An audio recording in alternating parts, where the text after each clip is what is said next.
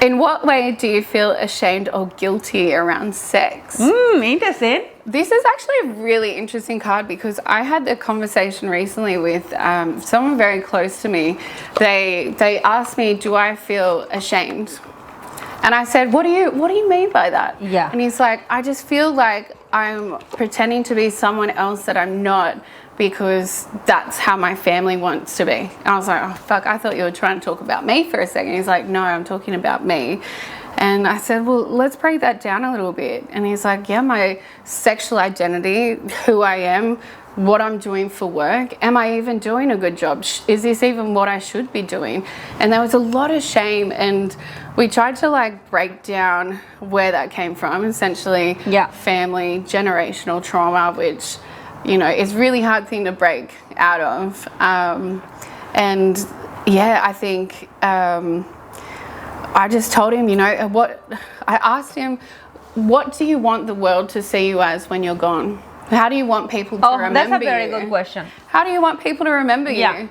And I said, look, if I want people to remember me, I want them to be like, yeah, that was the one that like tried to help people with sex and educate them with safe and consensual sex and kink stuff and, you know, something along those lines. I said, what do you want to be known for? And he's like, I don't know. I'm like, well, stop trying to live someone else's life and try and be your authentic self, or at least try and figure out what that is.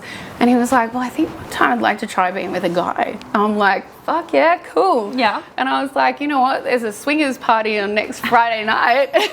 Which is a bi party. And you know what? Like, you could go, there's anonymity, or, you know, there's platforms where you can reach out to people. And I think forget about what people think of you, and forget about the if your parents wanted you to be a doctor, for example, who gives a shit? You do what makes you happy, figure out what it is. It's your life. And then you just won't have shame. I think I live my life authentically, and I work 100% in the adult industry, and I'm very proud of that. And I love sex.